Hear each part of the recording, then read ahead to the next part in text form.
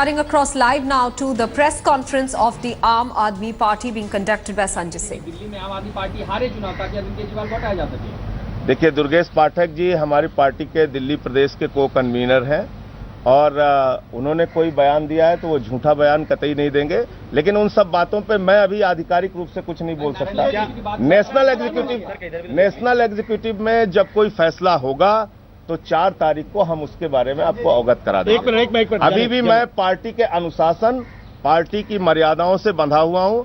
मैं उतनी ही बात कर सकता हूं जो कुछ आज घटित हो रहा है, उससे बाहर की बात मैं नहीं करूंगा। दो सवाल है। पहला तो ये कि योगेंद्र यादव, प्रशांत भूषण की तरफ से कहा जा रहा है कि हमको अरविंद केजरीवाल कन्वीनर के तौर पर चाहिए, हम तब्दीली नहीं चाहते।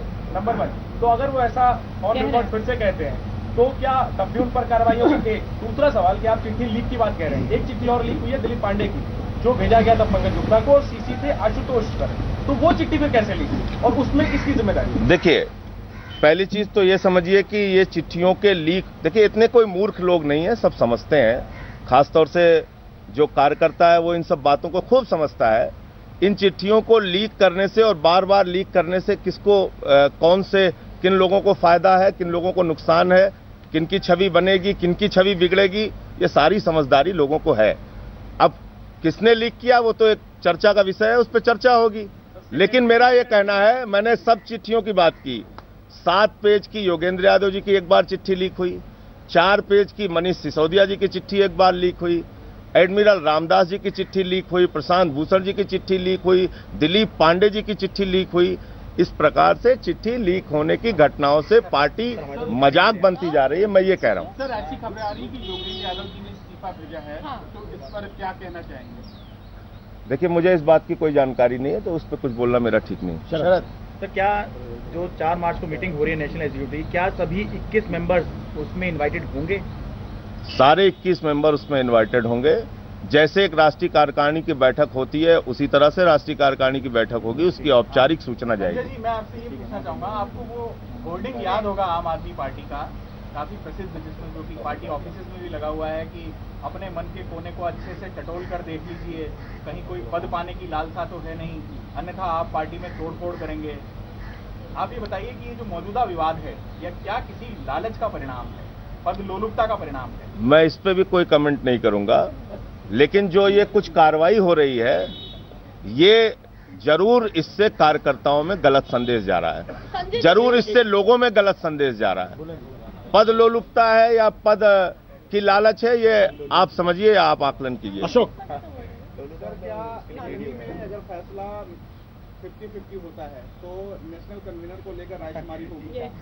देखिए, एनी में जो भी फैसला होगा वो पहले तो सर्वसम्मति से होगा, और अगर सर्वसम्मति से नहीं होगा तो बहुमत से होगा। संजय जी, अगर जी आप इतना समझ पा रहे हैं, संजय जी आपको इतना जब पता है कौन क्या है, फैक्ट है, अंदर से पता है पार्टी को कौन लीक कर रहा है, अगर आपकी इनको है तो आप क्यों नहीं स्टेप ले रहे? क्यों आप 4 मार्च तक वेट कर रहे हैं? क्यों, या इससे एज क्यों, अगर वो पार्टी वाले खुद ही छोड़ना चाह रहे हैं, वो जो 2 लीडर्स की बात आ रही है, तो उनको जाने दीजिए फिर। पहली बात तो ये समझ लीजिए कि पार्टी एक संगठन से चलेगी ना।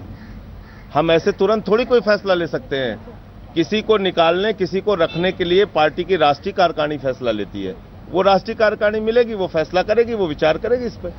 पंकज, एक मिनट। बदलाव की बात की जा रही है, आने वाले दिनों में ये कहा जा रहा है कि विस्तार किया जाएगा, तो कहीं ऐसा है कि योगेंद्र यादव, प्रशांत भूषण को नई जिम्मेदारियां दी जा सकती है और पीएसी से वो अलग हो सकते हैं? ये खबरें फिर वही मैं कहूंगा कि ये सब कुछ चर्चा 4 मार्च को होगी, सबको चर्चा 4 मार्च को होगी, उनको बुलाया जाएगा। फाइनल छोटा सा, अरविंद ने अभी तक नहीं बोला है, वो क्यों रिस्पॉन्ड नहीं कर रहे हैं? ऐसा कुछ देखिए, हाँ बिल्कुल आपने सही कहा, हर एक चीज में जरूरी नहीं है कि राष्ट्रीय संयोजक ही अपनी बात करे।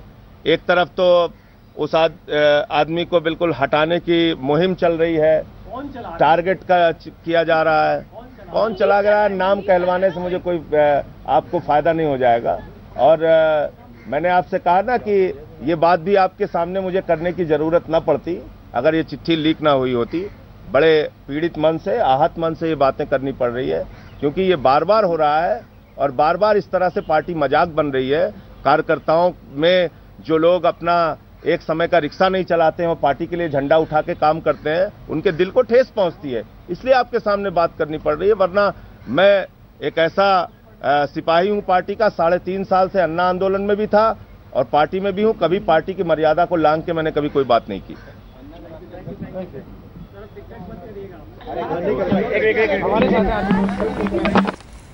All right, Aam Aadmi Party Sanjay Singh, they're saying that any decision on the fate of Prashant Bhushan and Yogendra Yadav will be taken only on the 4th of March. In fact, the Aam Aadmi Party could crack the whip on dissenting seniors, a crucial meeting of the National Executive likely on the 4th of March, and that's where the decision on the dissenters will take place. At this meeting, a decision is likely on whether Yogendra Yadav and Prashant Bhushan will continue in the Political Affairs Committee of the party. The two leaders have openly criticized the functioning of the party, calling for an overhaul to infuse new blood.